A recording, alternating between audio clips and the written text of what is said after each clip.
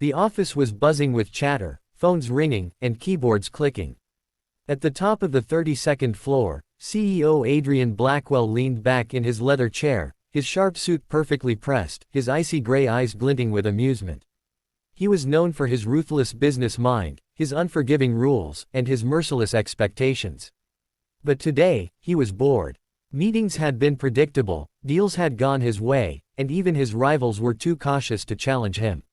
That was when he decided to do something different. "Invite her," Adrian said suddenly, turning to his best friend and business partner, Marcus, who was standing near the window.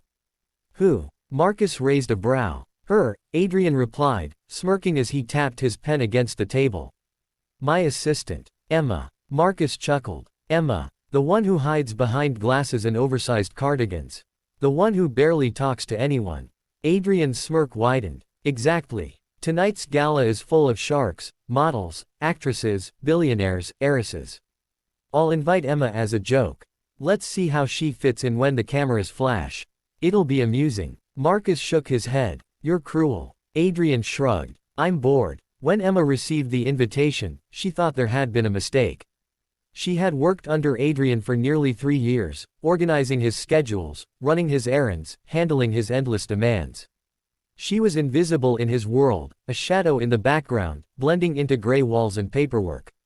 She didn't belong at glamorous events, especially not the Blackwell Gala, the most exclusive event of the year. She almost declined. But something inside her whispered no. For years, she had hidden her true self behind modest clothes, messy buns, and thick glasses, trying to survive in a city that demanded perfection. But tonight, she felt something stir, a quiet defiance. She wanted to remind herself that she wasn't invisible.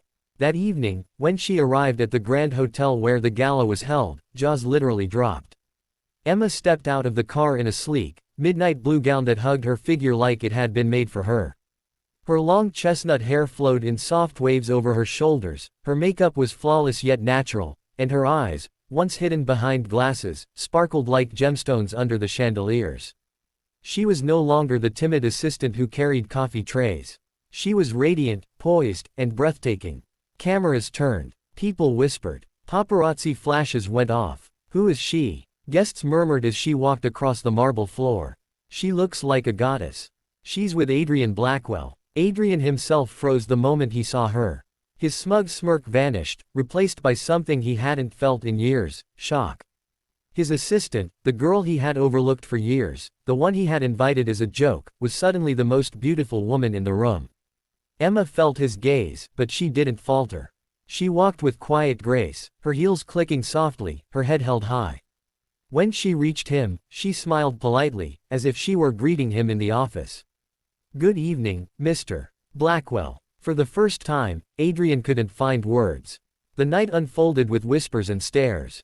Everywhere Emma went, eyes followed. Business tycoons approached her, actresses complimented her, and socialites tried to draw her into their circles. Adrian, however, found himself burning with something he couldn't explain. Was it pride, jealousy, or something more dangerous? When Marcus leaned toward him and whispered, "Your joke backfired," Adrian clenched his jaw. As the evening continued, Emma proved she was more than just beautiful. She spoke confidently about the company, impressed investors with her knowledge, and carried herself with elegance that rivaled any of the heiresses present. She was witty, charming, and graceful. Every time Adrian thought she might stumble, she shined even brighter. At one point, a wealthy heir named Sebastian approached her with a glass of champagne. "You're wasted as an assistant," he said smoothly. "Women like you belong on my arm. What do you say?" Emma's polite smile didn't falter. "I say I'm exactly where I'm supposed to be." Her words struck Adrian like a blade. He realized he had underestimated her, ignored her, taken her for granted. The more he watched, the more he felt an unfamiliar ache. As the night drew on, Adrian found himself cornering her on the balcony under the stars.